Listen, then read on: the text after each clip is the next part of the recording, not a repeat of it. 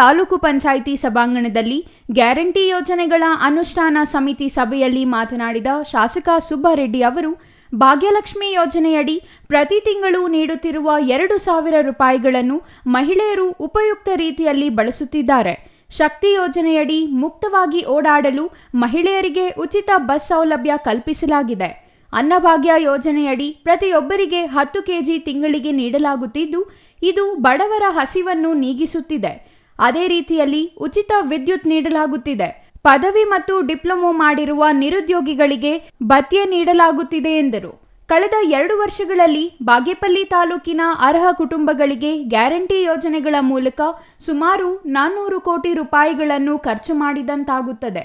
ಅದರಲ್ಲಿ ಗೃಹಲಕ್ಷ್ಮಿ ಯೋಜನೆಯಡಿ ಮಹಿಳೆಯರಿಗೆ ಪ್ರತಿ ತಿಂಗಳು 2,000ದಂತೆ 170 ಕೋಟಿ, ಗೃಹಜ್ಯೋತಿ ಉಚಿತ ವಿದ್ಯುತ್ಗಾಗಿ ಬೆಸ್ಕಾಂಗೆ 44 ಕೋಟಿ, ಶಕ್ತಿ ಯೋಜನೆಯಡಿ ಉಚಿತ ಬಸ್ ವ್ಯವಸ್ಥೆಗಾಗಿ ರಾಜ್ಯ ಸಾರಿಗೆ ಸಂಸ್ಥೆಗೆ 33 ಕೋಟಿ, ಅನ್ನಭಾಗ್ಯ ಮತ್ತು ಯುವ ನಿಧಿ ಭತ್ಯೆ ಸೇರಿ ಸುಮಾರು 400 ಕೋಟಿ ಬಾಗೇಪಲ್ಲಿ ತಾಲೂಕಿಗೆ ಸೀಮಿತವಾಗಿ ವೆಚ್ಚ ಮಾಡಲಾಗಿದ್ದು, ಇದು ರಾಜ್ಯ ಸರ್ಕಾರ ಚುನಾವಣೆ ವೇಳೆ ನೀಡಿದ ಮಾತಿನಂತೆ ನಡೆದುಕೊಳ್ಳುತ್ತಿದೆ ಎಂದರು.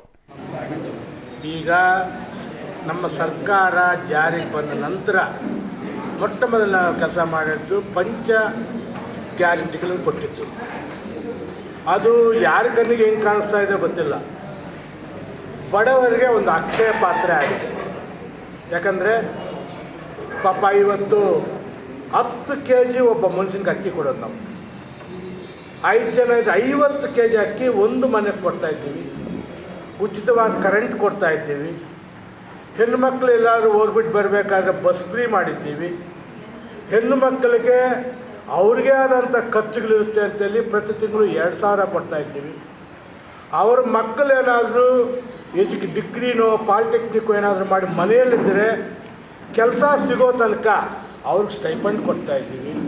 ಇಂಥ ಯೋಜನೆಗಳು ಪ್ರಪಂಚದಲ್ಲೇ ಇಲ್ಲ ಅಂತ ಅದು ನಮ್ಮ ಸರ್ಕಾರ ಜಾರಿ ತಂದಿದೆ.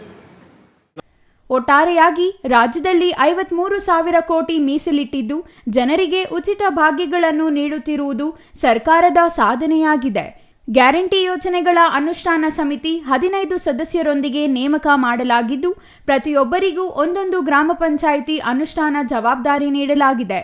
ಸರ್ಕಾರದ ಗ್ಯಾರಂಟಿ ಯೋಜನೆಗಳು ಪ್ರತಿಯೊಬ್ಬರಿಗೂ ತಲುಪಿ 100% ಅನುಷ್ಠಾನ ಮಾಡಲು ಶ್ರಮಿಸಲಾಗುವುದೆಂದರು. ತಾಲೂಕು ಗ್ಯಾರಂಟಿ ಅನುಷ್ಠಾನ ಸಮಿತಿ ಅಧ್ಯಕ್ಷ ಎಚ್.ಎಸ್. ನರೇಂದ್ರ ಮಾತನಾಡಿ, ಪಂಚ ಗ್ಯಾರಂಟಿ ಯೋಜನೆಗಳನ್ನು ಶಾಸಕ ಎಸ್.ಎನ್. ಸುಬ್ಬಾರೆಡ್ಡಿ ಮಾರ್ಗದರ್ಶನದಲ್ಲಿ ಅನುಷ್ಠಾನಗೊಳಿಸಲು ಶ್ರಮಿಸುತ್ತೇವೆ.